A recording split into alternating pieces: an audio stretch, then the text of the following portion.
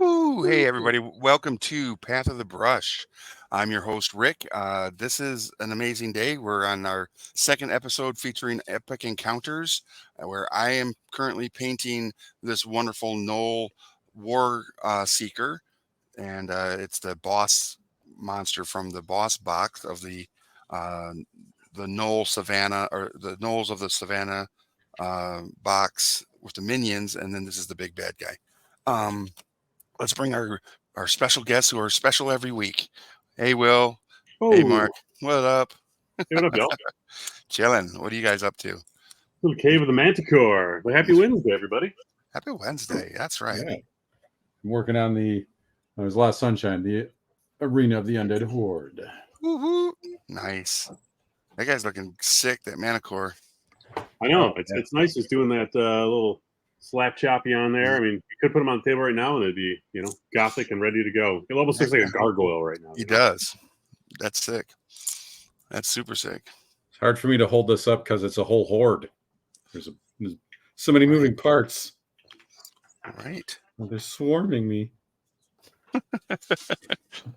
Nice. Yeah, so we've had a pretty cool week this week here at Hoplite Games, which is where we broadcast from. We're in the back room. We got some players up front playing some fun games. It's kind of funny is Wednesday has traditionally been a slow day for us here, but tonight we've got a couple of folks playing Shatterpoint. We've got a couple of folks playing Pokemon, and then I think they're going to even play a little Star Wars Unlimited today as well, which is kind of nice. Getting ready for the store showdown on the 26th, which is going to be a lot of fun.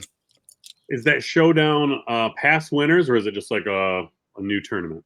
It's just a organized play event. Okay. Anybody can enter in and play it, but they have some really cool prizes that like foil cards of some cool characters that you can win if you top 8. So yeah, and they have I think a participation card for up to 32 participants. So Okay, first come first serve type thing. Yeah, but I have a feeling that we'll get a decent amount because we'll be having that event at the new location of Hoplite Games, which is super fun. So yeah, because right now our store is only 1,100 square feet, and the new store is 4,000, and it's only 3 doors down from our current location, which is super exciting. But we are here to talk about maple syrup and paint miniatures. Our favorite beverage, right? Right? So yeah, I'm going to be working on the mouth, the shields, and I think I'm going to do some work on the, like, it looks like stone or bony protrusions coming off of the Knoll Warseeker here. So I'm going to try to do some stuff with those to make them look like they are definitely not part of his fur. Maybe just bony struts coming out of his body from the mutation. So, yeah. So before I dig into this, should I do a traditional manticore, lion body, kind of dragony scales, or should I do some more hyper colors? Ooh. I feel like traditional is cool, but um, you're such a good painter that I think if you did something hyper and off the norm, it'll even make it look even more exciting and fun. So I vote that. All right, sold. Sold to the man in the front. So Does that mean you get to try new stuff? Sorta, yeah. So I guess I bought all the. We've been talking purples a lot lately, right? And so we're painting with War Paint Fanatics, and so I've got the Diabolic Plum, and then I went up to some Warlock Magenta, and then I was using, and I jumped off a little bit from just the Tritone, just to push it as like a kind of a couple steps up. And this one is a Spellbound Fuchsia. So I only really got to use a dainty bit on this little guy for his pants, remember? Yes. So I think it'd be neat to use a little bit of the purples and some, like, I don't know, I'm loving on the purples and greens right now. All right. But we'll see. I mean, bring out some bone in the horns, in the teeth. Maybe even like, I don't know. I It think doesn't have a lot of fur on, which is interesting. He's I think almost. having a purple manticore will be super cool and fun. Do you So have see any UV reactant paint? I don't, but I should. I should get that. Give him some like Raver stripes. You know. Well, the scorpion tail. Those are Yeah, scorpions are UV. UV reactant. Oh yeah. They are. Speaking of scorpions, does anybody watching, or do either of you know what the scientific name for a scorpion is? I guess I don't know if that's accurate, but there's a The genus. yeah, it's kind of like a genus species type thing, but it's not. Okay. I'm not looking for insecti scorpius or anything like that. Mm-hmm. But if anybody in the chat can, I know that's a horrible clue. I'm the worst.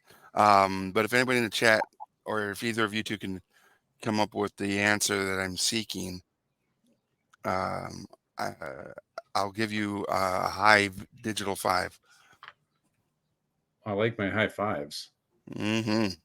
A digital high five. That's right. I'm really excited. Going to Wikipedia or anything.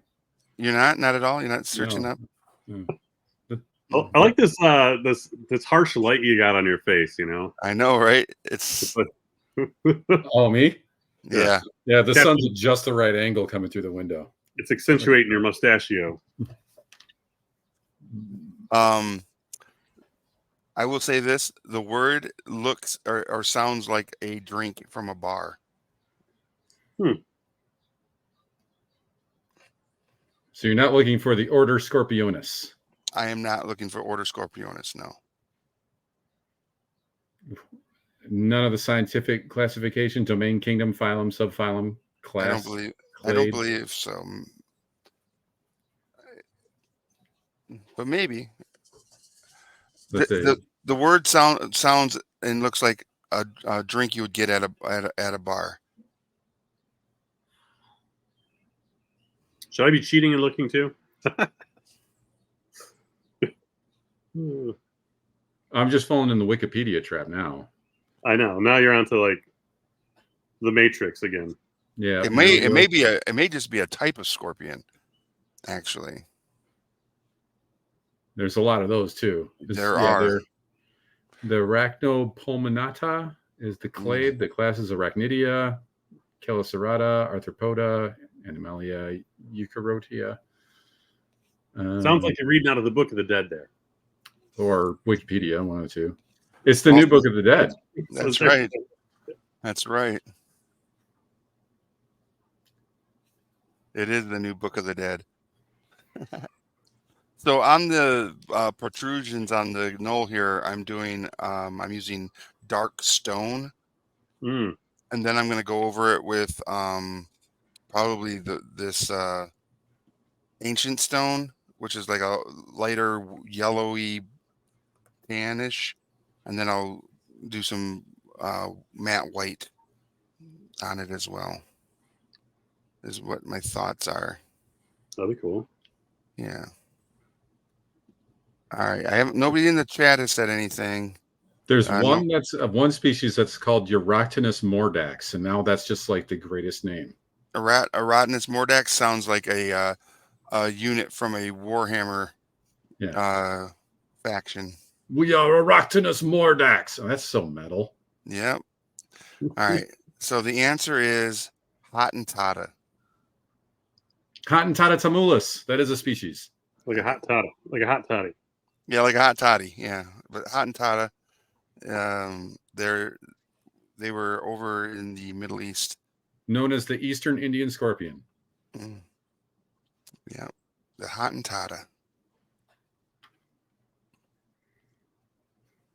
It just sounds like a drink. So yeah, don't treat it like a drink. No, especially the young ones, the babies. Enjoy that in moderation, you know. Yeah, like all things, except for painting miniatures. You should totally overindulge in miniature painting if you have the opportunity. Right. I always heard everything in moderation, including moderation. So I've been on like my miniature binge, and maybe one day I'll stop that binge. Can board games be an addiction? it's a positive one though. It's better than gambling and what have you. But can you over board game? Yo, I think you can. I know so many people that are into the board game scene, either as like influencers or just collectors or whatever, but they'll have games that are 3, 4, 5 years old on their shelf that are still in shrink. I Are you think talking that about me? might, Are you talking about me right now? yeah, I might be talking about you. What's on that shelf behind you there, brother? Yeah, there's a few things. I'm not In gonna shrink? In shrink? There might be one or two. I usually, there's Mhm. one in shrink right now. It's Gaunt's Ghost. When I was thinking I was going to really get into 40K, and I needed this unit that basically didn't fit into most units. And yeah, Right. Those books are fun. he's in the shrink, and I've not read the books yet. So maybe They're I'll fun. give it to Will one day, and he'll be surprised. There we go. That's funny. That is super funny. Yeah, that can be a problem. Mm. So for everybody watching, again, it looks like we got around 40 some people viewing us right now. If you are a painter, what are you working on? Or are you just hanging out tonight to paint your miniatures with us and don't really want to chat? That's fine. This is kind of a hobby hangout where you, as part of the painting community who are following the path of the brush, can kind of schedule that time, that while we're up here talking about the silliness we talk about, it's paint time. And we appreciate you joining us, being a part of it.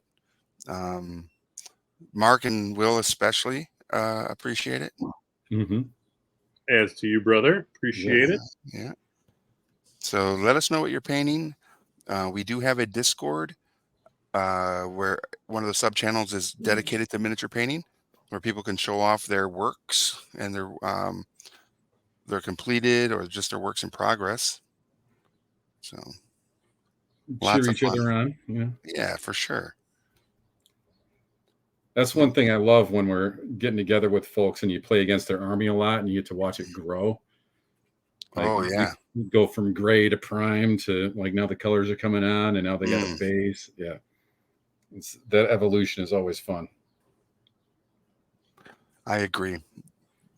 It's one of the funner aspects of the hobby is just that when you're doing a grow league and you don't just see the growth of the army, but the growth of the individual and their skill sets, because that first unit that they painted, because a lot of times it might be the first time I ever painted miniatures, is going to be fine. And then the next unit is going to be better and then better and then better. And they just become, amazing painters for 3 feet away. That's where we play with our toys. And if they look great at 3 feet away, you did a great job. Yeah. So you mentioned that you're doing a Pokemon tournament. Oh no, there's just some folks here playing Pokemon. Oh, just some folks playing? Okay. I was wondering if either of you guys had a favorite Pokemon. Oh, of course. I have Snorlax. Yeah? Yep. Snorlax is my spirit animal, man. I wish I could just be like, it's nap time again today. His baby form is the Munchlax, so he was really hungry before he grew into Sleepy. Also, so maybe you just need to eat some more. It's literally, it's my spirit animal in all of its forms because, I like the snack. I'm more of a grazer. A nibbler. I never really got too far into the Pokemon, but we did just unearth my wife's Pokemon cards from 1998. Wow. Man. Got a red Charizard. Nice. That her mom's a teacher and was gonna give it away to one of the students, and I was like, I think it's like a $300 card. Like, don't do that. Wow. Yeah. Don't do that. That kid would have been real happy, right? Or had no idea what they had gotten and then put it in the spokes of their bike. Kids do that still, right? Yeah, right after they roll that tire down with a stick. Yeah. And kick the can. Kicking the can. I hope they don't still do that. What? Kicking a can is great. Is a great game. Marbles. Come on. I used to play that, kick the can all the time when I was a kid. Get the whole neighborhood into it. Those are good That's right. times. Heck yeah. Yeah, I don't know if kids are getting off their iPads anymore. They're getting away from the They monitor. are. I think they are. I mean, they are, and they're playing games. We got a lot of kids coming in here for like we've got for our Star Wars Unlimited card game. We have now three kids. Thank you. Now three kids that are actively playing um that game that are like right around 12, 13 years old. And Hmm. then our Hoplite Heroes program for like the Dungeons and Dragons camps and weekend Oh yeah. drops. They're all like 13, 14 years old or 12 Okay. I in stand that corrected. in that Nice. zone. Um, it's not to say that there's still a lot of kids on their iPads and other digital platforms consuming, who knows what, but they're coming out. They're playing games too, which is board games and such, which is Well, great.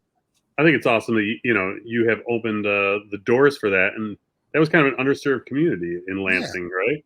I And I think so. Yeah. it's Yeah. expanding more right now with the new store opening up, the play space. How many people? If you were just doing, say, card games, competitive card games, we were talking Mhm. Pokemon there. How Yeah, many players do you think you could get in the new space? 60 to 80 maybe. Wow, that's Yeah, great. and we're gonna try it. We're gonna try to fill that boy up a lot and You could do often. you could do a huge paint and take like that, right? Yep, Same deal, same concept. same deal. Yeah, That'd be fun. I agree.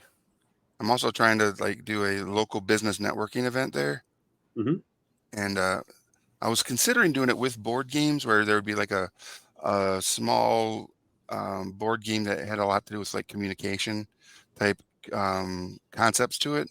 But now I'm thinking is I'll just do my paint and take event, but do it as a networking event. So you sit across from some people and paint some miniatures and just kind of network, and maybe we you know do like a speed dating thing where you paint at one area for like 15, 20 minutes and you move to the next area to another spot and with different people or whatever, um, just to help with the building of community here in Lansing around all the fun things that we do and can offer, and see where there's some synergy with other businesses.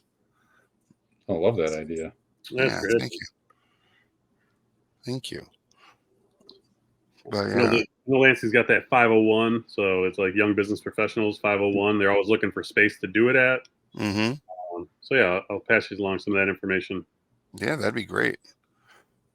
Um, I'm curious. I know we're all talking about going to Gen Con. I don't know, Will, is it on your calendar to potentially go? Possibly, yeah. Okay. I know that, First weekend in August.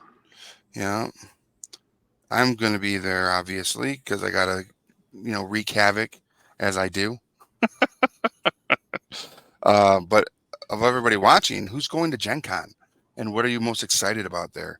Um, it might be too late for us this year to do something as part of the Path of the Brush, but I'm thinking next year, if there's something that we could potentially do to promote Path of the Brush and interact with the Gen Con audience, I think that'd be a lot of fun.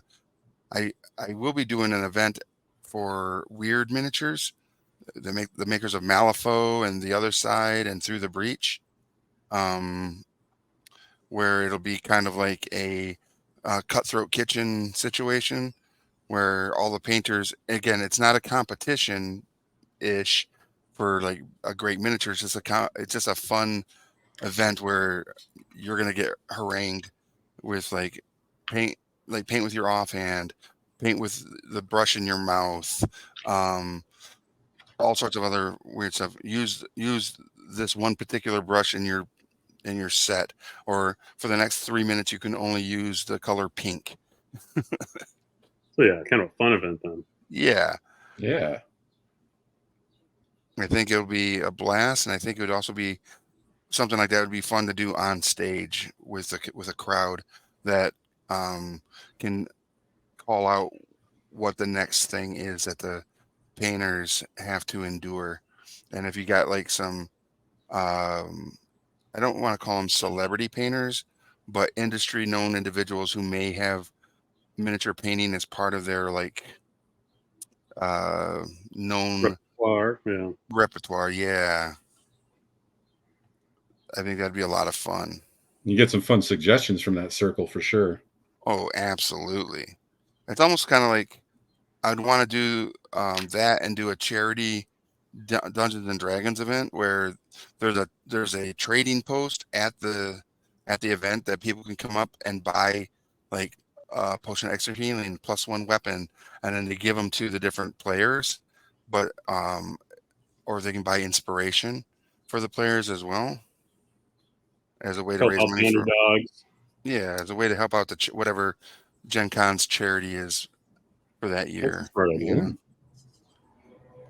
That's given me some Dungeon Crawler Carl vibes. Yes. I don't know if you've read or listened to that. That's yeah. Does he do stuff like that?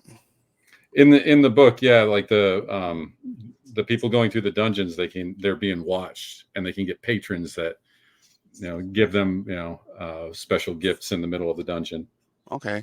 That's like so the makers of Dungeon Crawl Classic and Mutant Crawl Classic and those games, they have a system called X Crawl where it's like modern times, but the adventurers are like reality participants in like a dungeon crawl, and you can have sponsors, right? Within that game, it would be like, whenever I need to have a sharp sword when I enter the arena, I always go to Smithy's Armory. Go to Smitheries because they'll protect you like they protect me, And if you do that while you're playing, like look at a camera within the adventure, you get inspiration, or you might get some benefit from the sponsorship. That's awesome. Did you do the live action dungeon at Gen Con? The True Dungeon event? Yeah. Yeah, I've done True Dungeon a few times. Yeah. Do you like it? I do. It's basically an escape room with a story. Okay. That as you continue through the different events within the True Dungeon, you eventually come to the culmination at the end where there's a big event that you have to do, a puzzle you have to solve, and interacting with whoever the story kind of plays heavily on. I enjoyed it. I think it's a lot of fun. It's super I don't want to say inspirational. I don't know. It's just a lot of fun. I've had a blast every time I've done it. I actually did I started their TikTok forum for True Dungeon when I was at Gamehole Con one year, and they let me go through it and record. I just couldn't record the puzzles.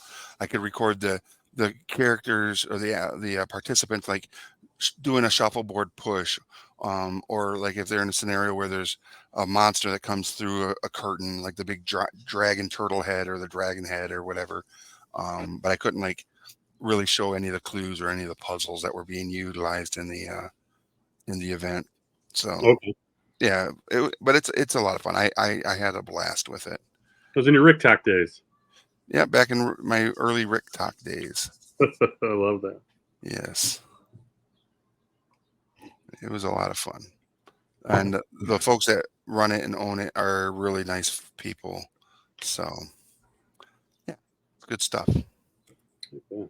Yeah. And the fact that it's at Gen Con is also super cool. So, I had no idea they had something like that. That sounds awesome. It's usually like in a space between the convention center and the Oilers Stadium.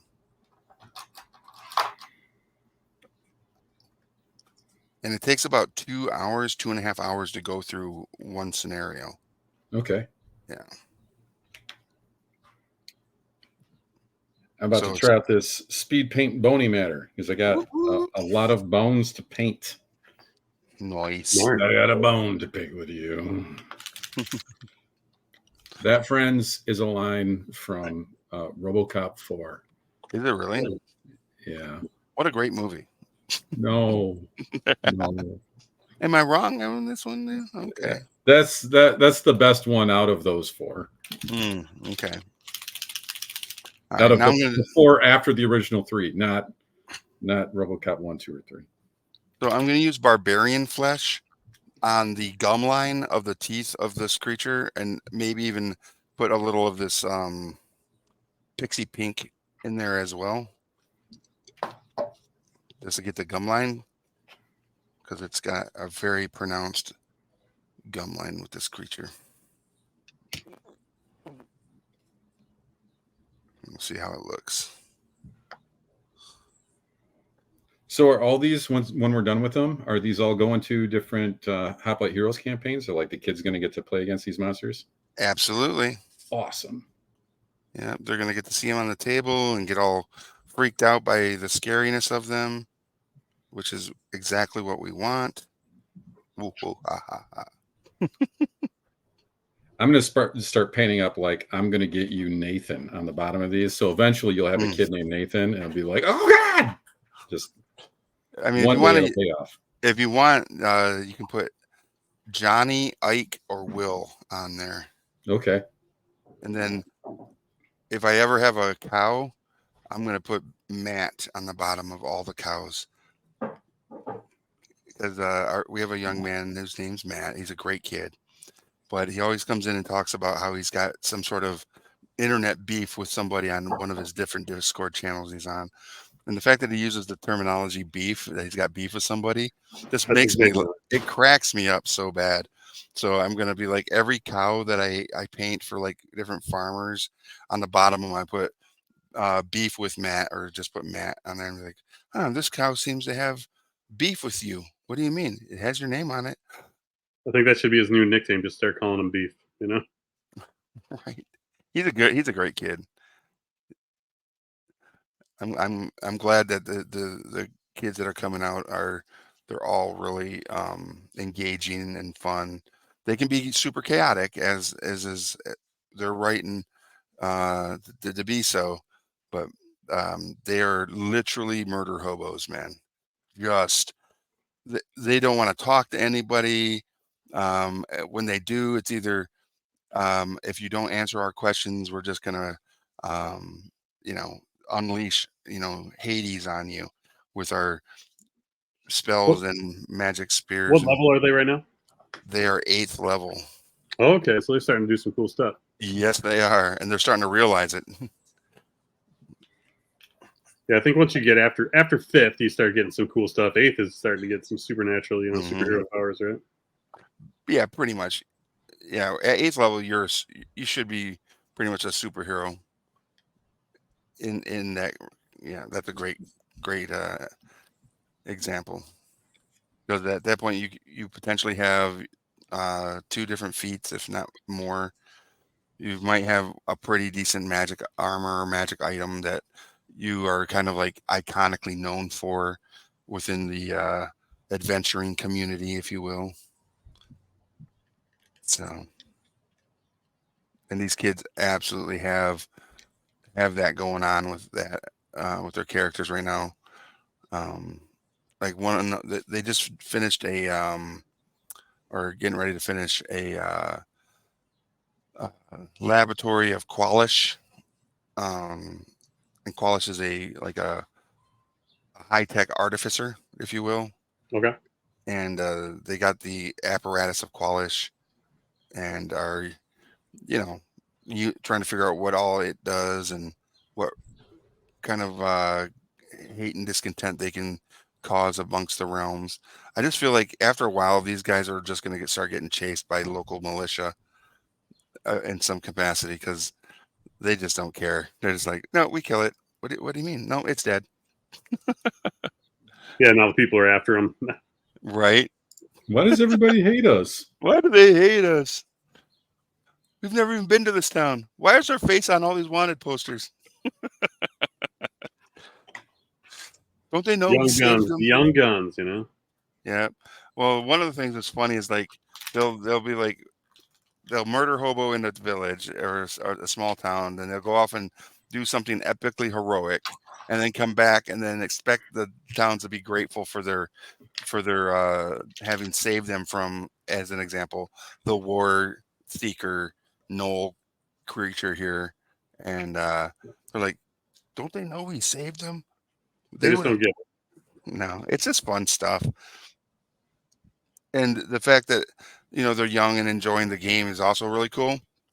But it makes me wonder is, were we like this when we were that age? I don't remember being like that. But then I remember, yeah, I had to have been. We were all crazy in our own way back in those days. If we had the tools in the community to allow us to be that way, we would have been that way. Oh, for sure. For sure. Oh my God. I would have been the worst. I would have been like, does anybody want to hear about my 5th level paladin? Like all the time to everybody. To everybody. Yeah, my 5th level paladin, he can detect evil.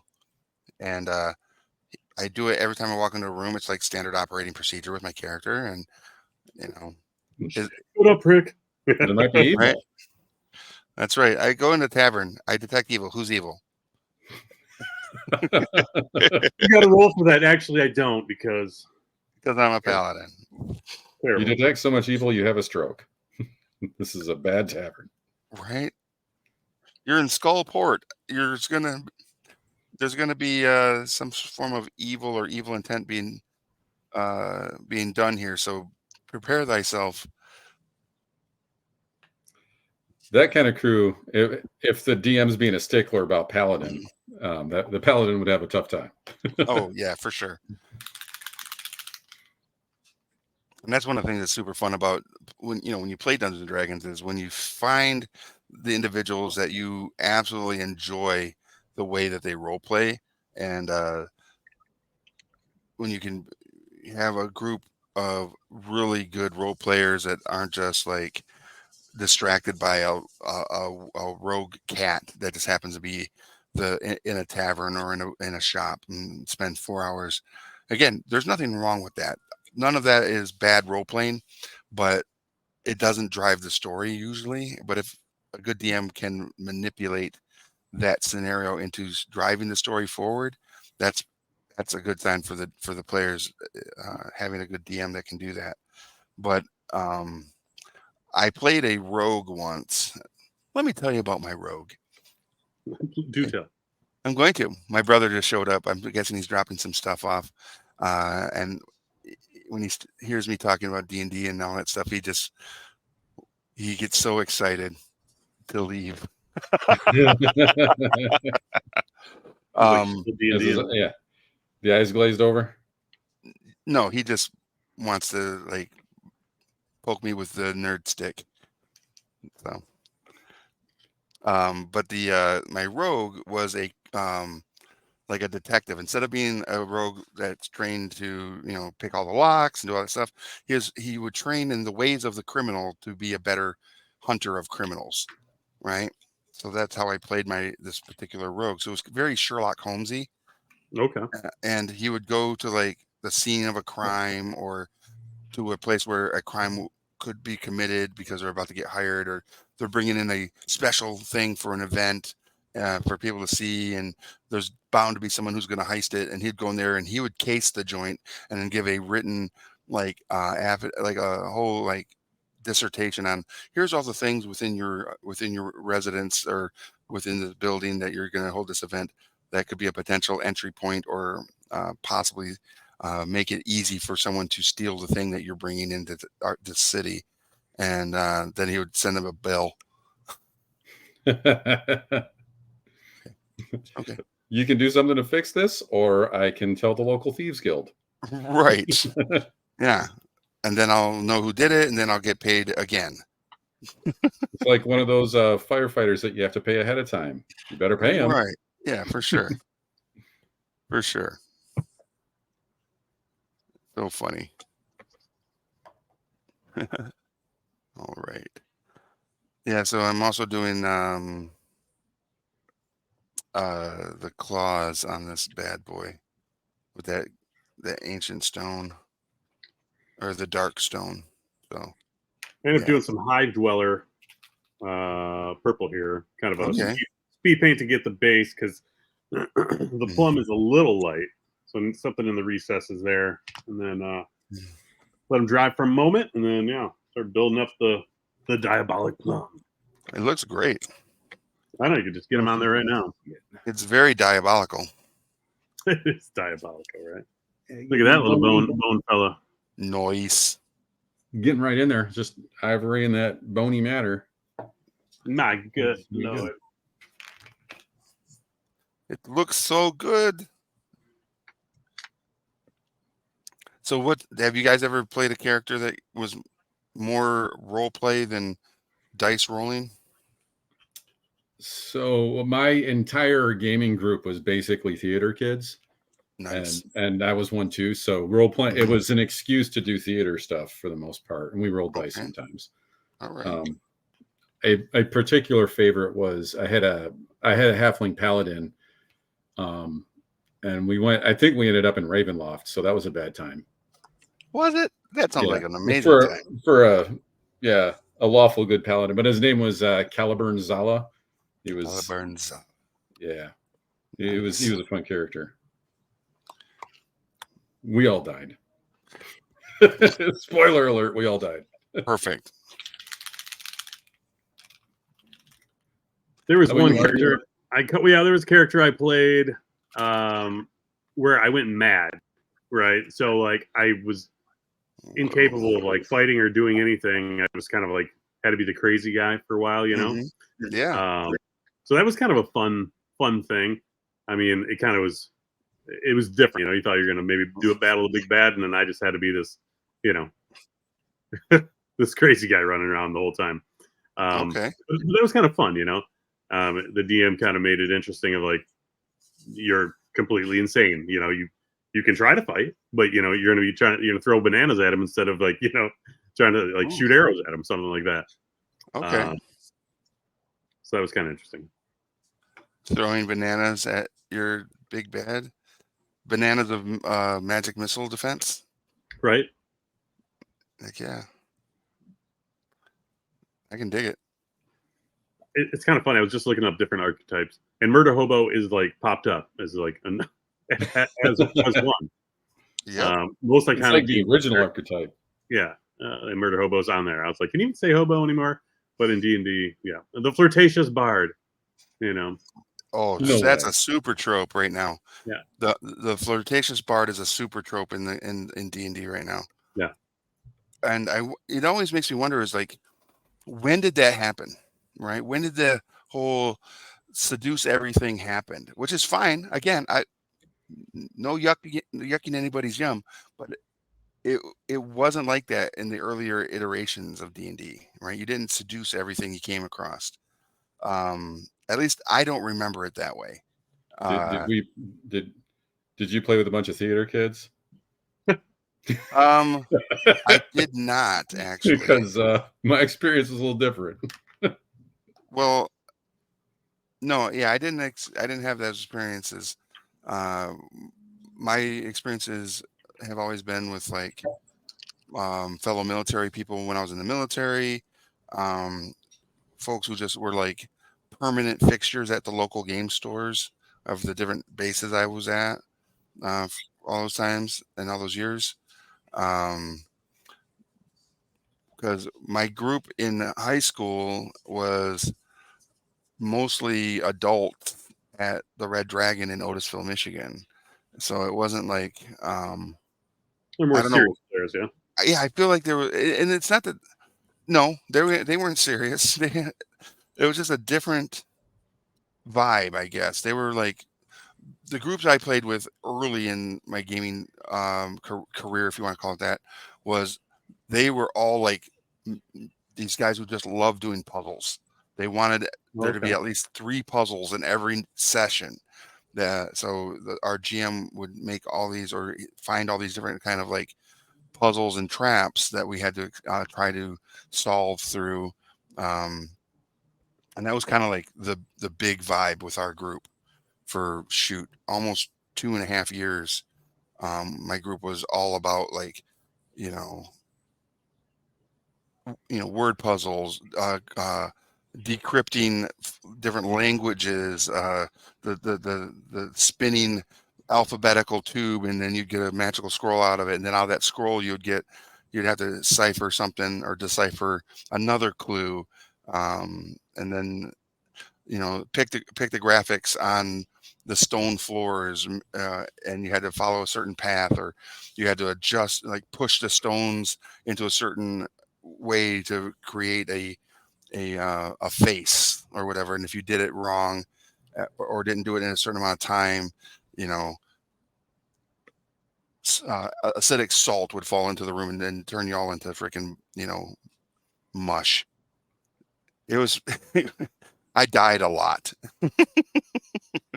I feel like that is kind of the some more of the classic D&D tropes, or like puzzles and like, right? I feel like Yep. that is more the classic stuff. Yeah, I think so too.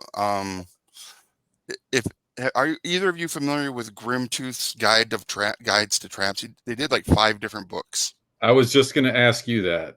Yeah. So Grimtooth was very much a staple resource to that play group I was in. And recently, I think they did a reprint of it where they put all 5 of the books into and they did a Kickstarter or something. Compendium type book of it all. Yeah. Those traps were ridiculous. Very inventive. Agreed. And as a kid who I just wanted to be a murder hobo when I was a kid. But my play group, like I said, were mostly adults, and they mostly wanted to do puzzles. I would be sitting there going, my character, so yeah, maybe I was like the kids that come and play here. That's like, where I'd be just like, we kill something. Yeah, I'm just going to mess it up so that the creature that we're trying to avoid will be released from its bonds, and we'll have to fight this, Beatsu or some major demon that's entrapped in this circle of summoning. But we have to get a puzzle to even ask it a question, and then if we mess the puzzle up, we'll release the demon. I'm like, let's do it. Release the demon. He's full of experience points. And those old modules were kind of funny too, because they'd be like, a giant shrimp-like creature with giant claws would come out. You're like, a shrimp-like creature? What the? Yes.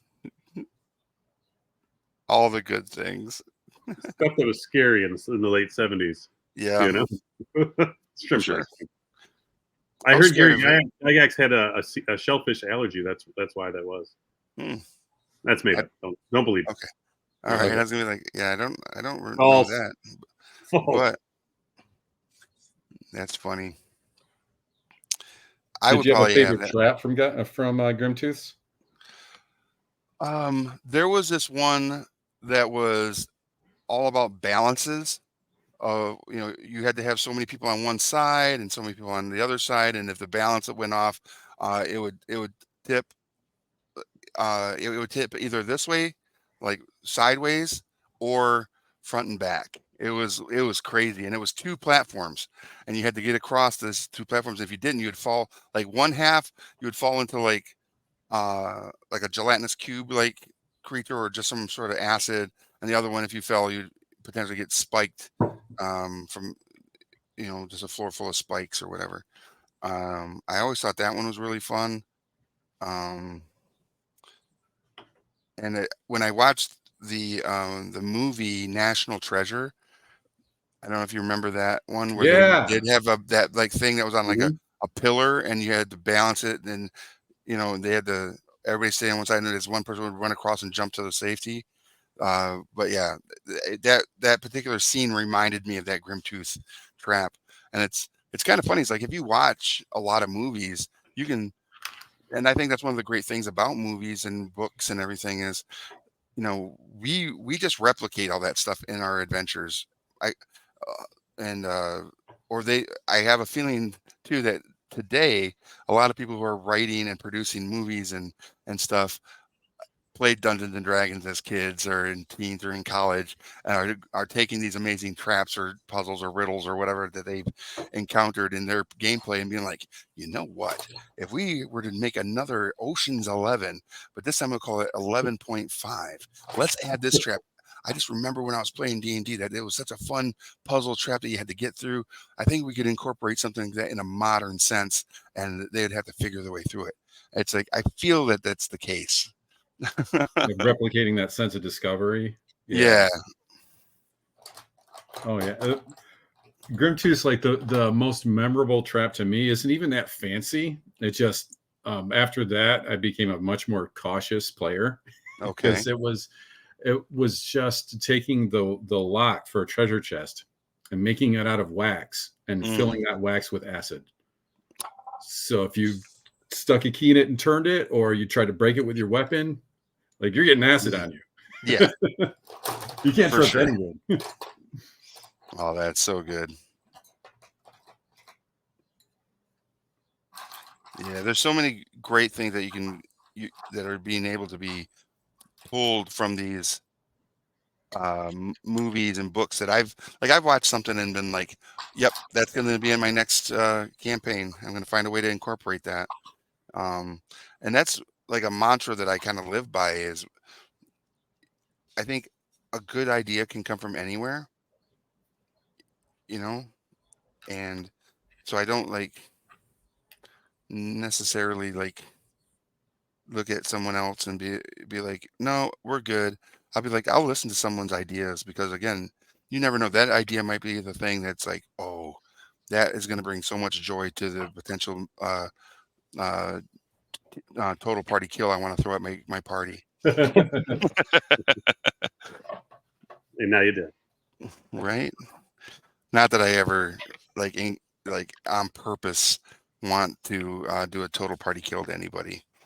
But the idea of total party kill is, in my opinion, quite fun because I don't get attached to characters in regards to like if my character dies in a campaign, did he die or did he, she, or they die epically?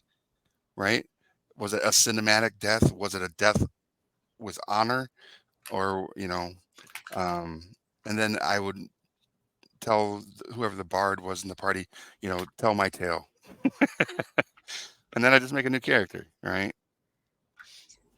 Would you tell your party early on if you were the DM, hey, you might want to roll up a character or two because this is going to be a serious, I've done that in the past where they would have to have a character tree, a backup, yeah, or a few where as that person levels up, every time they level, they like if they went from first to second, their tree wouldn't level, but once they went to third, then all their characters would go from first to second that weren't actively in the campaign, so that when they did go back to, if their character died, their next character they picked from their character tree wasn't like a first level character. Yeah. They'd only be maybe 2 levels behind the party as a party average.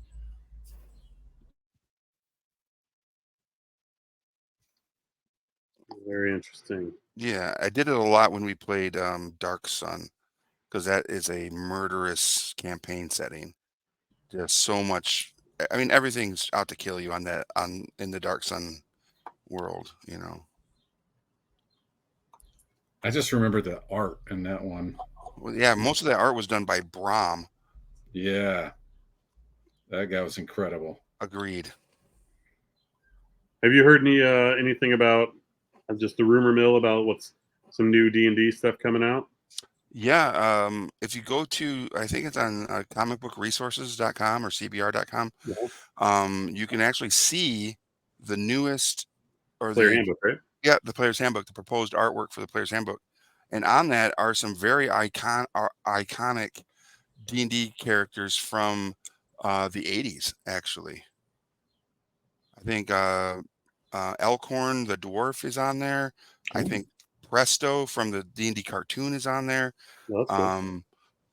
Is it Strongheart or Boldheart? I can't remember. The paladin, I think, is on that cover as well. I heard Greyhawk's coming back. You would think so. Well, I think you would think that it would be the case, considering the newest campaign setting that just dropped is Vecna, the Vecna book, right? Yep. Hold on just one second. Hey, Brian, can you bring me one of those Vecna books, please? That's on the front table. Did you just pull a lifeline? Was that a lifeline? Yep, I did phone a friend. Nice. But so Vecna is a character from Greyhawk, right? The original Greyhawk content and modules, and with Vecna being the big bad in this finale of fifth edition, because this is like the culmination of this next campaign book, leads you to the end of fifth edition, right? Thank you. Yeah, so it's called Vecna: Eye of Ruin, and this is the hobby exclusive. You can only get it, supposedly only get at game stores. Oh, very Um, yeah, the artwork is just sick, right? So, but in here, you've got Vecna is like a big bad, but it's also bringing in like all these other big bads to deal with. The artwork is sick, but I don't want to give away any spoilers. But yes, this has stats and information on some of your most iconic characters. One of them being Strahd. Oh, One of okay. them, one of them being Lord Soth, Miska the Wolf Spider, Kaz the Betrayer. It's also got Illustrial Silverhand in here. She's a good guy usually. Vlazok from Eberron. It's got so much cool the different characters that you are going to potentially interact with that you're just like, these are all from different realms, right? Tasha is in here. Tiamat is in here.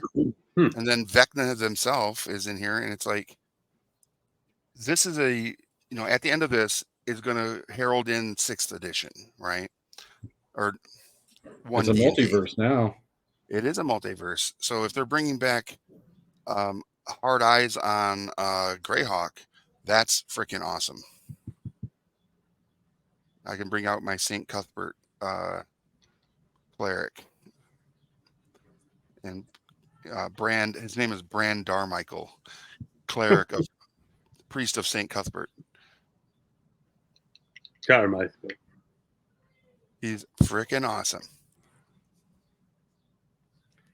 Trying to remember the cleric that was in the built-in adventure in the Red Book. I don't remember.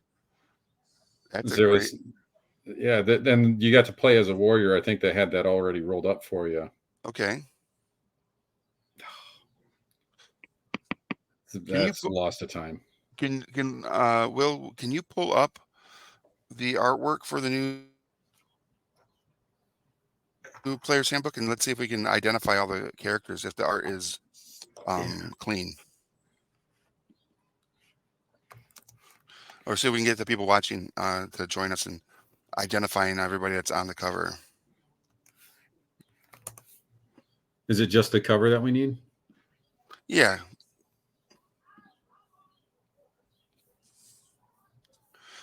Because like I said, I feel like Presto's on there, Elkhorn, and Strongheart. I think his name is Strongheart.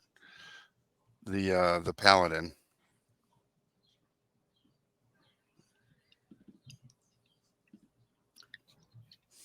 It's kind of fun to go back to my Path of the Brush folder and look at all the weird stuff I've downloaded for us to look at. There's that picture of Wolverine hanging out with Grey Hulk. Well, Patch hanging out with Grey Hulk. Yeah, with Mr. Fix-It. Yeah. Heck yeah. Like I said, I think it was on the Comic Book Resources website is where it was first pushed. Yeah, I got it. I just got to turn it into something we can look at. All right. Very cool. If anybody watching already knows the answers, please start dropping them in the chat. Let us know if you know who the different characters on the new player's handbook from the reveal that was just pushed out. If you can identify all the characters, let us know who they are. As soon as we can pop up the imagery here, we'll start doing our best to guess who's showing off on the cover there. All right. Almost ready. All right. Uploading and boom. Boom. All right. Here we go. Here it is. Is that a copper dragon? Well, that could be Bahamut, right? Oh, okay, that's probably correct. The size. The platinum, yeah. So Elkhorn is the dwarf. At least that's what it looks like.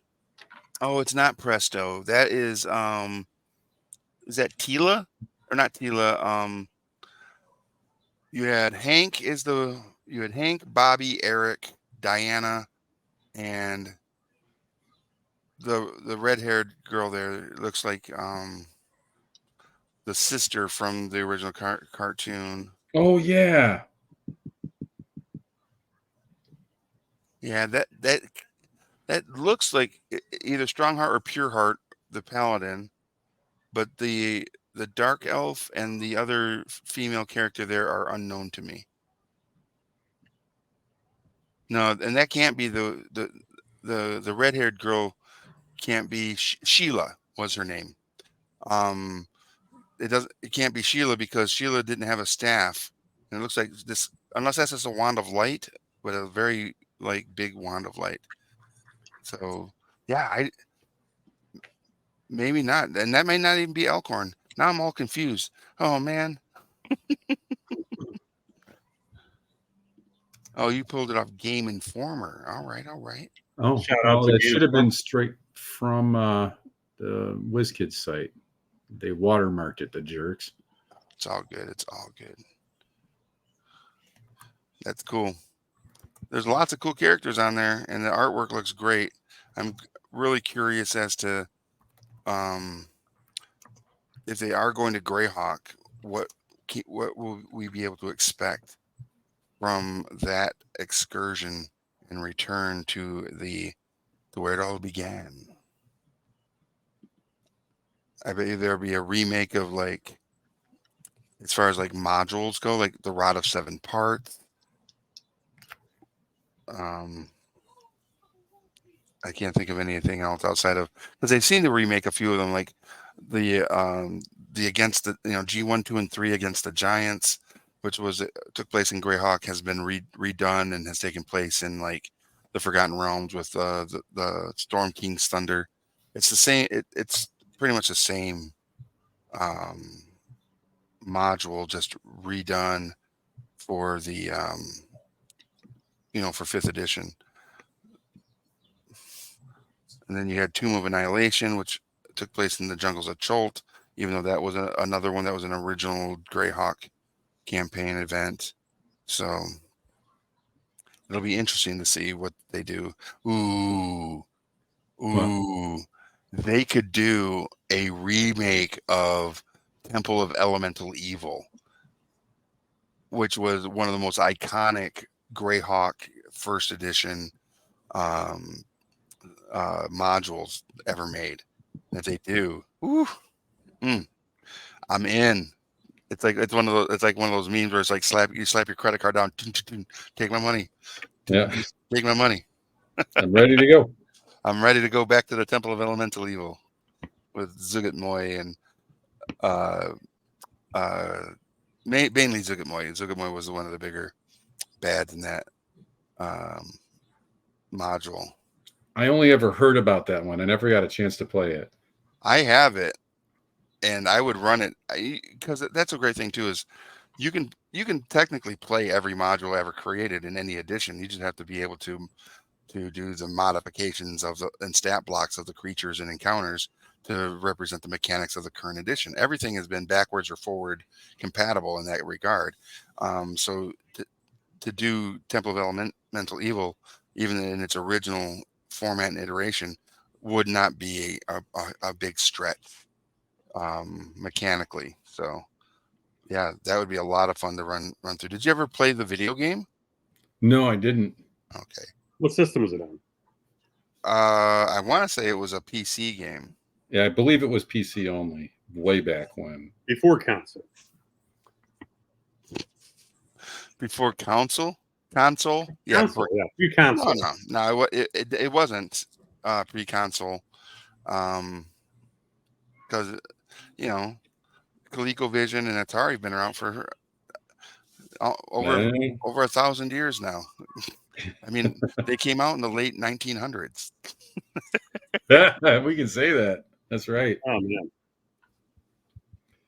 almost 2,000 years ago. You know. Right? If my math serves me right, it could be 2,000 years ago. Because you know what happened 2,000 years ago, right? No, do tell. Pray tell, Rick. Pray Some tell. stuff went down. I remember that much. Yep, stuff went down 2,000 years ago. It was the year 1994, actually, when from outer space, like from outer deep space, a runaway planet collided between the Earth and the Moon, unleashing cosmic destruction. And in doing so, mankind's civilization was cast in ruins. So, if you are familiar with the lore and legends of the late 1900s, which was 2,000 years ago by our math, gamer math, and but since it's been 2,000 years later and the Earth has been reborn, which we all know the Earth is way more savage, has there's sorcery and obviously super sciences with Obviously. CRISPR, and the Hubble telescope are just you know true signs of advanced technology or super science. And in that, one man, though, has broken their bonds to fight for freedom and justice. And he has these two companions. One of them is like this cat creature called Ukla, and this princess named Ariel, because all princesses are named Ariel, and which is a very strange coincidence. And he pits his courage and his strength and his fabulous sun sword against the force of evil. Sun sword, it can also it might even be a lightsaber. I don't know. But that individual, as you all know, is our savior, not Lord and Savior, just Savior, Thundar the Barbarian. Which, if you haven't paid homage to him this week, just do a prayer, Lords of Light, Demon Dogs, whatever your shout out is to Thundar. We'll make it happen. There he is, Thundar the Barbarian. So good. All right, look at this guy. Hey, Dang, shiny. that's looking so good, man. So I ended up doing, did the speed paint underneath, and then did doing a few dry brushing. I fell in love with the tons of dry brushing. Mm-hmm. But you can almost do like some gradation to it, Yeah, for sure. which is kind of neat. Keep it dark underneath, and then I've got this Azure Magic Air Metallics from our good friends, the Army Painter, which I did the horns with, which I'll probably just do like a touch up and a little non oil, but actually just a little dry brush on it kind of dulls it down a little bit, so it doesn't have a pure metallic, but it gives it this real kind of a neat look to it. Nice. Yeah, it looks amazing. So I'm trying to decide what to do for the hair. It's fiery mane. Do you think neon green would accent this bad boy? Or do I just keep with like a purpley red or a lighter magenta fuchsia into the hair?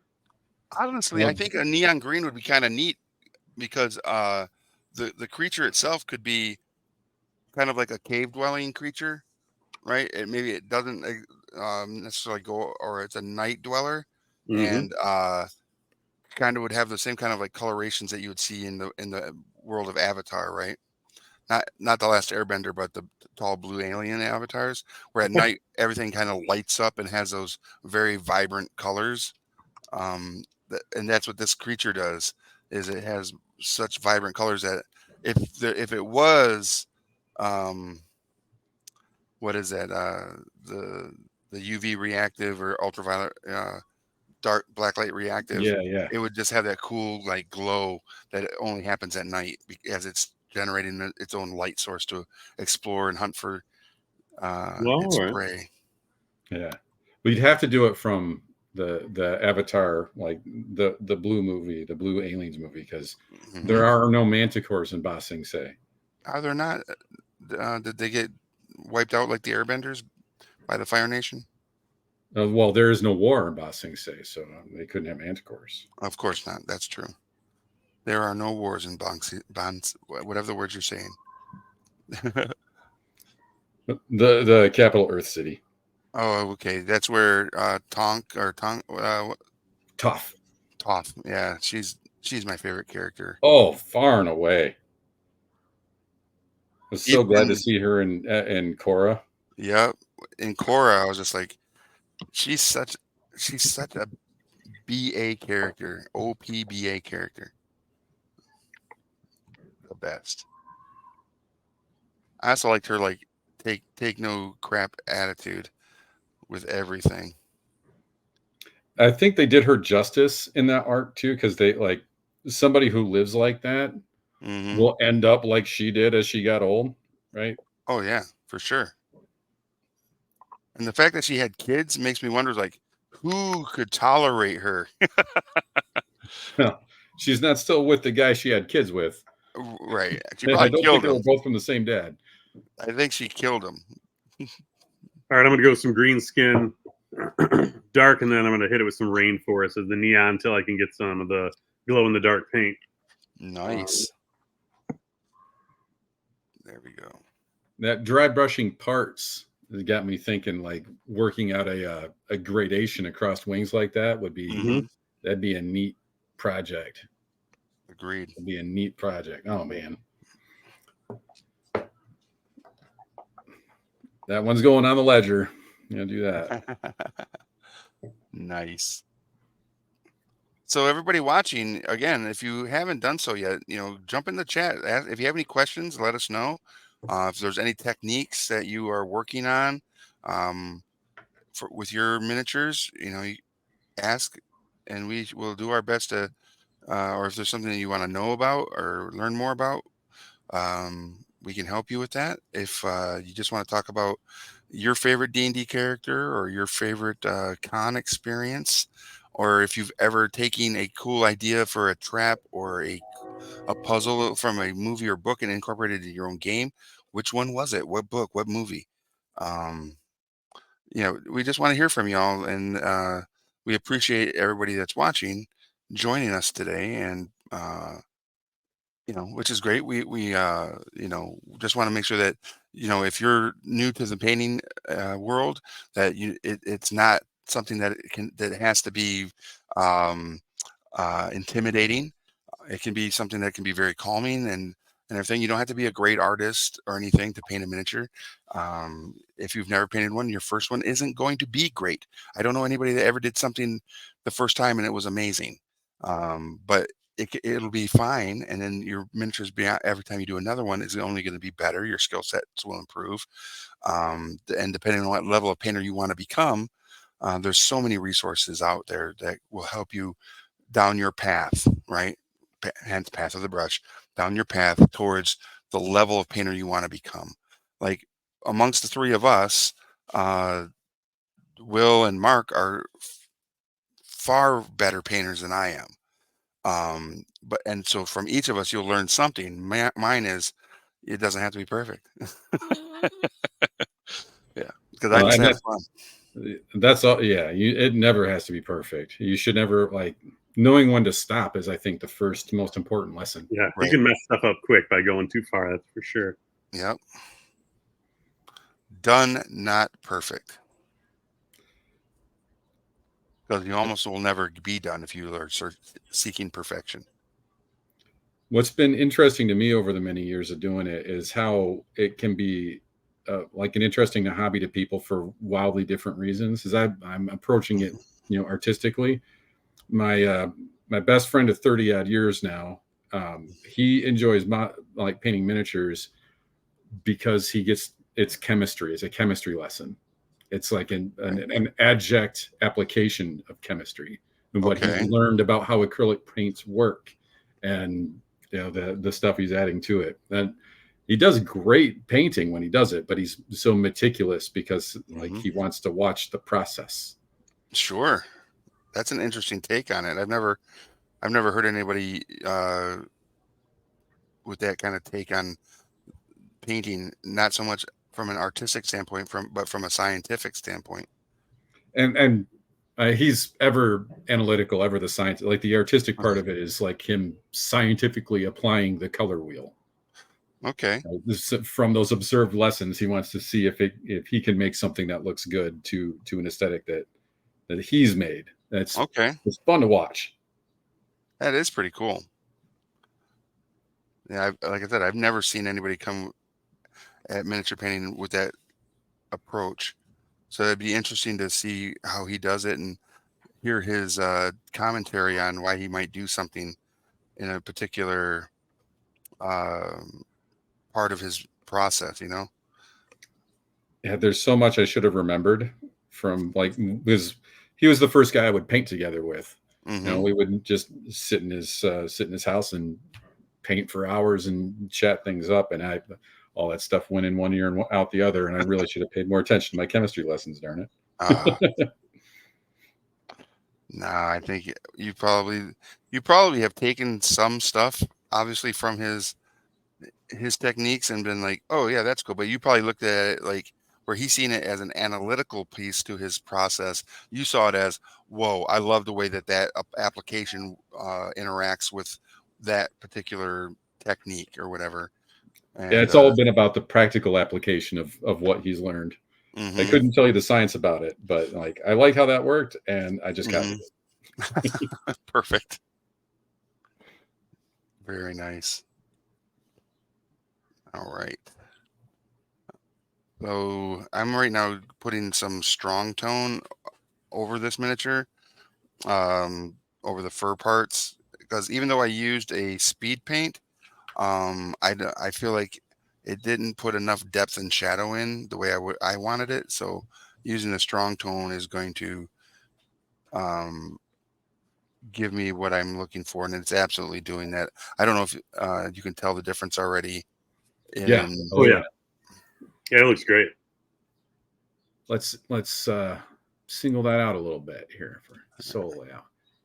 I now I'm going to put some on here just to show you how it's going into the cracks there Oh, on his that's a lot fur. of depth. Yeah, this miniature has so much with with it that it was great for speed paint, but I feel like because it had so much, the speed paint itself maybe didn't have enough dark pigmentation for those deeper cracks to give it the full depth that you can get with this miniature. But the strong tone is really, um, a- again, in my opinion, allowing it to pop out a little bit more, and I really like that. So what I'm going to do is after I do all that and do this bony stone structures and the bits here, and I still got to put some paint on these, some others, just a few more spots. Then I'm going to go through and I'm going to do some dry brushing with some more browns and just over the fur areas, and then some details and highlights. And I think uh, in the third episode, this miniature will be done because I think by the third episode we should be able to. For me, I'll be working a lot on the base itself at that point. Picking out those chains added so much volume to it. That Mhm. looks so good. Yeah, Yeah, nice work. You got to give yourself more credit. That would look good from at least 1 foot away. maybe, but I really like it at 3 feet. I cracked open the strong tone the other day, Hmm. and that made a believer out of me. That's some good stuff. It is some good stuff for sure. When you opened it up, did you open it up with the strong arm? I did use my strong arm to open the strong tone bottle. Yeah. Because Nice and if deep. I use my weak arm, we would have been here all night. That movie, man, that was a great freaking movie. Oh, I don't know what movie you're talking about. It was, I believe, one of the scary movies, Yeah, wasn't it? I think it was Scary Movie 1. Yeah. Okay. Well, I've seen it at least. I just don't remember that reference. When the guy's like hanging from the window ledge and the butler comes out and he's got that He's the small just like withered arm, and he's like reaching down with this little baby arm thing going, grab my hand, it's my strong arm. You know, and the guy doesn't want to grab it because it's just so unsettling. What actor was that? Okay. Yes. Yeah.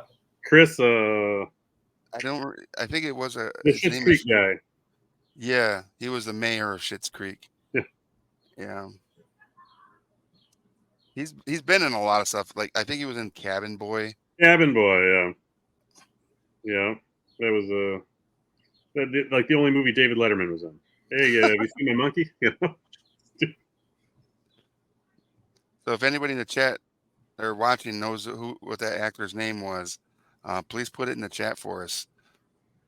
And if you can, if you know of any of the other movies that that person's been in, please share that knowledge because that's fun stuff, right? IMDb homework is always That's right. interesting. IMDb homework. Well, what's funny is I read a book called The Wisdom of Crowds, Ooh. and it Ooh. talks about how when asked questions, and this is just a small like summary of the entirety of this book, is as an example, the show how so you want to be a millionaire, right? And whenever they would ask the crowd or ask the audience the question, they were like upwards of 84 or 85% right every time, right? They've had crowds when asked a question to a crowd of 100 people, the odds of you getting the correct answer through the majority is it's actually super high, right? Um, and so this book kind of dives into how like different organizations, different governmental uh, and political entities have used that, and that's like polls, right? When the Gallup polls or whatever are being put out, and um, they're asking these questions in these polls, the majority of the people's responses is probably going to be the correct answer in regards to what they're looking for, right? So But it's just a neat social experiment and social knowledge. hive mind, right? Yeah, hive mind is it's not real. It's a real thing, and um, I think if we used it more as a resource to like be better, uh, we would be better. Especially if we listened to the hive mind's responses. Like if I asked society, like the American society, what you really want, I'm pretty sure the answer we would get would be something along the lines of, I would want for my family to have a better life than myself, or my kids to grow up in a world that has less of all the hate and anger and war and all the bad things that exist. I want to be able to provide uh, a comfortable life for my family and that I just want to live a peaceful life, right? Um, because in my travels around the world, that was kind of like the big thing. Everybody that I ever met in any country I've ever been to, that's all they want. They just want peace. They want calm, and they want to be able to provide for their families and not worry about anything that technically is just something that we should all have: a roof over our head, food on the table, a place to sleep, right? The hierarchy of needs being met without the political and social things that occur in it. So I feel like the wisdom of crowds is we just got to listen, right? So I try to use it in regards to like when you think about your gaming store, your gaming community, right? If I just did what I wanted in my game store, got only the products I enjoyed without asking the wisdom of the crowd that is my community, what they would enjoy, I'm guessing I probably wouldn't have a game store very long. But because I listen and I ask the questions to the crowd, to the masses of players and gamers that come into my store, I feel like that's me utilizing what I learned from the Wisdom of Crowds book. And it, I just think if we just listened just in general, we'd have a much better world. But that's just me. You got deep there, very deep. I like it. Yeah. Sorry. Good thoughts. Glad. Yeah, It takes effort, though, buddy. it does take effort. For sure. But it's worth Yeah. the effort. I'm with you there. Yeah. Yeah, for sure. I like the German word for that wisdom, the Zeitgeist. It's a fun word. It is a fun word, right? Heck yeah. You've inspired me. Thanks, man. What I inspire you with? We use strong tone. Strong tone. Hey. From the Perfect. Wizzy Woman crowd Yeah, here. yeah. That was a twofer. That's a A twofer. twofer right there. Right Nick, there, man, be a twofer. that right there is a twofer. Yeah, I'm going to get into the strong tone because he's kind of got a Joker thing going on Let's see him again. with the main. Oh, yeah. I ended up adding a little like bone to the green kind of clashed with the turquoisey kind of metallic thing. So I'm going to probably do more of a traditional horn at some point, bring it back. But do a little strong tone in that main. Yeah, get it for sure. nice and deep, and then we'll get after it with a little bit of rainforest, that neon. That's super cool. Are you gonna poke at the other side of the color wheel and make some stuff pop out with some yellow? A little yellow, a little orange. Ooh, yeah. Yeah, I guess that's probably would be for like little horns and accents. That might actually be That might actually be. You could probably dry brush that hair with some yellow, and it pop right the heck out. Yeah, I'm gonna hit it with that rainforest, which is pretty neon, and then maybe go at it with like some of the little hairs, just a couple of hairs pop out. Heck yeah. How long should strong tone dry for? Would you say? It's It needs another to dry acrylic wash. So yeah, it needs to dry a little bit longer because it is wash and it's more watery than it is pigment. So I'll probably do that. Let like it dry. hair dryer to it. Mm-hmm. Yeah, that would work. All right. I'm putting a bunch of metal on these skelly men. Yay. But it's so shiny right now. I know I'm going to make it look rusty, but they look so brand new. They're out of the factory. Factory fresh skelly men. What is that? So have either of you used any of your green tops or any of the green topped paints yet? Oozing vomit. So this is an effect called oozing vomit. I don't think I'm going to use that on my guy. The only green top I have is brush on primer right now. Okay.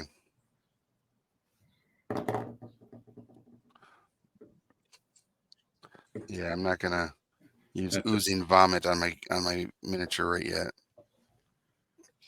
So I went with army green to do this other shield here. I feel like a green dyed wood would be appropriate. And there's all sorts of fun little like weapon gouges in these. Do you guys have any of those fun little details on your miniatures? Oh, lots. All these bones, lots of rib cages. Lots and lots of rib cages. Well, like me, a nice rib cage. A lot of All right, guys. wings. Oh yeah, the torn wings. Yep. Nice. Oh, we should probably do some shout outs. Ooh, we probably should. It's getting to that point of the show where we might want to let our sponsors know we appreciate them, which we appreciate all of them. First up, let's give a big shout out to the Army Painter as our exclusive paint partner in play and paint. We appreciate them. We're using the Army Painter Fanatics and some of the War Paint 2.0 or Speed Paint 2.0. And you can find all these paints now at your friendly local game stores. So go head on out to them and give them the attention they deserve. Or if you don't have a friendly local game store near you, you can always reach out to us at Hoplite Games and we'll figure out a way to get you the paints that you need. If you want to try out the Army Painter Fanatics or Speed Paints. Yeah, Mark's always driving somewhere. That's right. That'd be fun if that was my job. Just delivering paints in around Middle America. Right. Another big shout out to Game Envy, the makers of the Hobby Holder, also our the Phalanx Synth Game Envy brushes here, and they also make the cool water cups, the collapsible water cups right there, which are super fun. And then they have some cool cool wet palettes as well. They have all sorts of cool stuff. So if you go to GameEnvy.com, you should find all the cool accessories to painting that they provide. Also to Hoplite Games, to the Tabletop Gurus, and let's see whom else.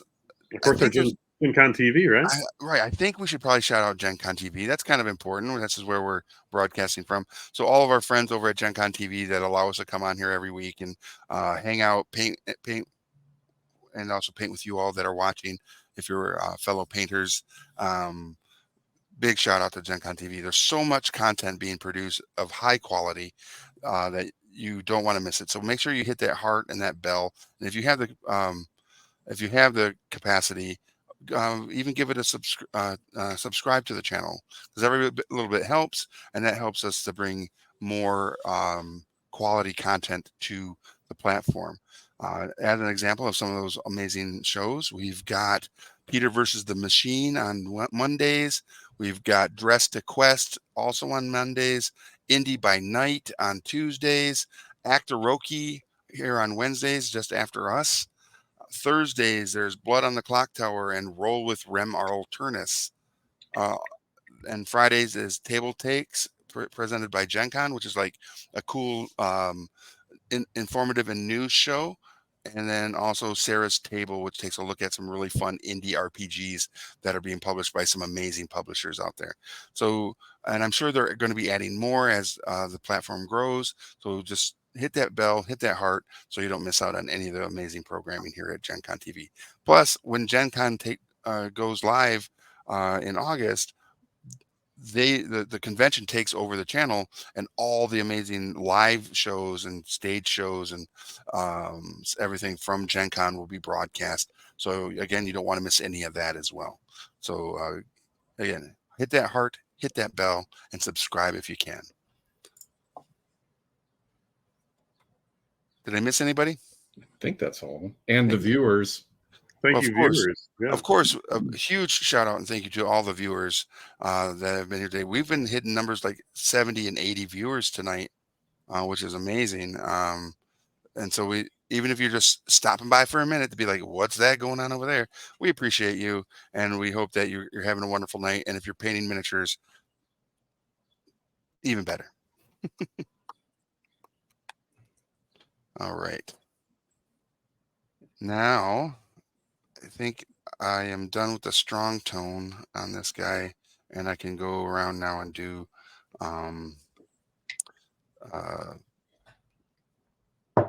some dry brushing. I got to hit these two other shields. I just don't know what I want to do with those shields. All right. What color are they to start with? Or have you not painted them yet? I haven't painted them at all. I didn't put any color on them yet. I'm kind of thinking I'm going to do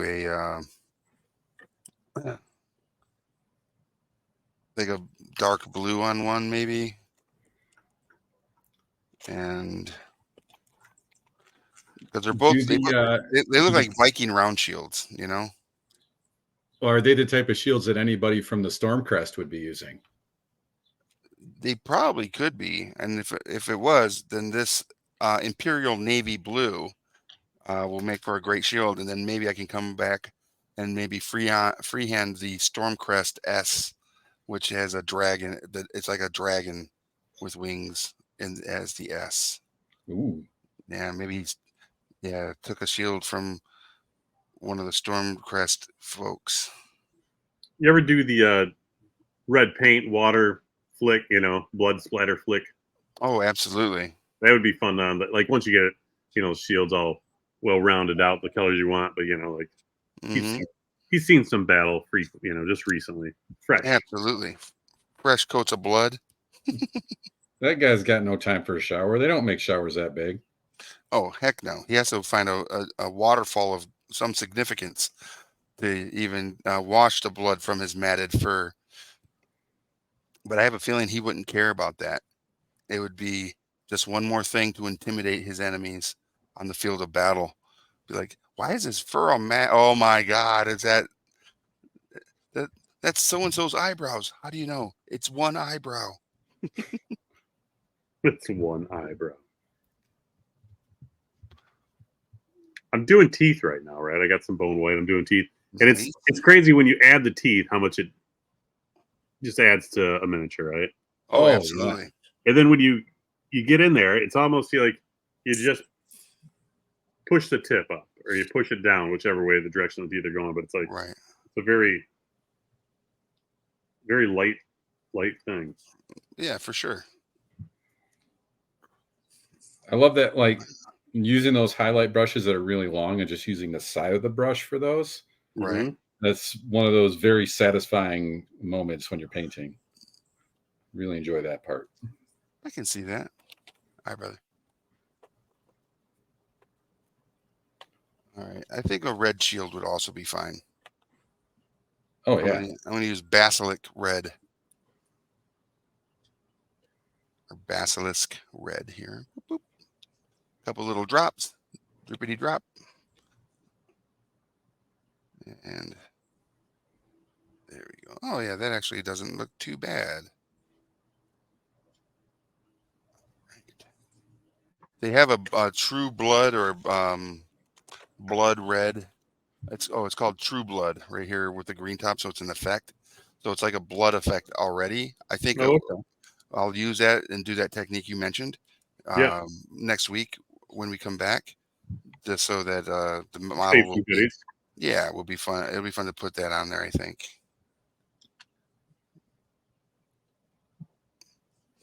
Yeah, he started out. He had yellow fur. That's all scabs, and they're not his. That's right. Gross. Ew, that's gross. That's nasty. That's nasty. It's such a great line, dude. That's nasty. But Peter. Yeah. What's the other one that I mentioned? I think we mentioned it last week. That is just whenever I hear it, I just kind of chortle. It's like, oh no, Yeah, I thought it was. Oh no. oh no. It's so funny. Snacks are okay on my watch. Snacks are okay on your watch. Yeah. Oh Is no. that the community guy? No, my oh no is from uh, Family Guy. wasn't Family it? Guy. Yeah, Family Guy. Which character? Mine's the community center family guy. Same person, I think. He's got like It ponytail. probably is. He's got a mustache, little mustache, and he's always like, "Did you see what just happened? I know. Oh no." He's classic. Yeah, I think he's a community center guy. Mm. Can't remember why, but they're all sitting in the community centers. I see you got a soda over there. That's okay. Snacks are okay on my watch. Yeah, it's probably the same guy. It's okay. Snacks are okay on my watch. I think the bee's got the same thing. They use the same voice for the bee that stings himself. Oh, I stung myself. Oh, now I'm dead. Yes, they use that guy a lot. Whoever that does those voices of like that, I think, and I feel like they use his voice very frequently. For GM those, Toolbox is familiar with the character too. It looks like. Mhm. Hello there. Oh no, I know. What's up, GM Toolbox? Hello there. That's Is so that funny. Obi-Wan again? Oh, hello. Hello there. I've been reading a lot of I don't know if it popped up in your feed either, but a lot of George Lucas hating on Disney, and it's they're resurfacing this for some reason. You see this? No, I don't. I don't follow any of that stuff. It's Buying into it. No, it was an Yeah. old thing that came out a long time ago. They say they've made their peace, but I was like, is this a new thing? And it was from like years ago. oh, And I thought it was kind of weird. someone just recycling some old Yeah. beef Yeah, as a or curating. old presumed beef. Yeah. Yeah, So we love it. We love the classic and the new. You know what I mean? I do. Yeah, faux show. It's a good evolution. I feel like I am missing one of my darker browns. Oh no. That's a great question, GM Toolbox. What are we painting? So I am currently painting the Knoll Warseeker from Epic Encounters. It's the boss monster in the boss box for the Knoll scenarios. He's if you want to get like a size comparison here, so there's a bottle of paint, a standard bottle of paint right there, and he's just a beast in comparison. And then Mark, what are you doing again? Epic Encounters, the Cave of the Manticore. So I I went a little bit of purple here,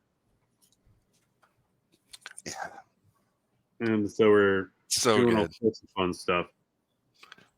Yeah. And I am getting buried in a horde of the undead, the arena of the undead horde. There's so many of them. Yes.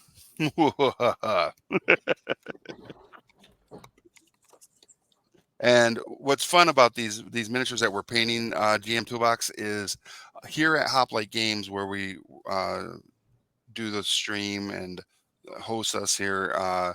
We have a program called Hoplite Heroes for kids, and these miniatures will be used in different events where the kids will get to play D&D and have to encounter these big bads here, and the Horde of the Undead, or the super scary Manticore. So. Demogorgon, you did your Demogorgon in greens and purples. Mm. That guy is gross. That is cool. If you Gym Toolbox, so if you're on Discord, we have a sub channel for Hoplite Games where we talk about miniatures or share our miniatures, completed projects, or works in progress. If you want to join up and show us what you've done, and the Demogorgon, we would love to see it. The community there is just super fun and super active. I wasn't trying to say that your Demogorgon was gross. Just when you mentioned him, it reminded me of the realm he came from, and that place is all poop.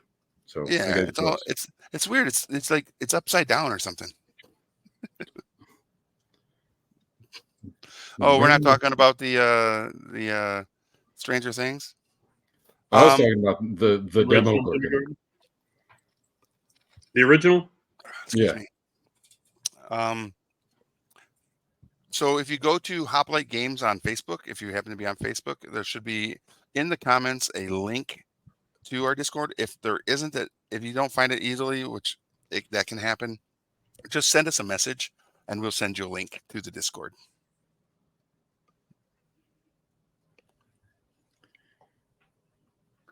Because we're trying to build a fun painting community over there. I think I've mentioned before my love of the old yet still updated, probably the oldest game that's still updated, called NetHack. It's been around since early 90s, if not earlier. Okay. Old PC game. It's like its rule set is based off of like Advanced Dungeons and Dragons, and it hasn't changed. Nice. And you can run into Demogorgon, and that's a bad day. Oh, that's cool. For sure, a bad day, but also like Mark just said, super cool. I just got killed by the Demogorgon. Super cool. Super cool. Right? That's how I'd feel about it. I deserve that because I drank out of that fountain. Yeah. My bad. Oh, oops. No. Oh, no. Oh, no, I'm dead. I know. It's nice they have a drink. I'm so parched. It's nice they have a drinking fountain way out here in this dungeon. Should I drink out of it? Absolutely. Weird things probably couldn't happen. Could two bad things happen in the same day? I don't think so. Oh, no.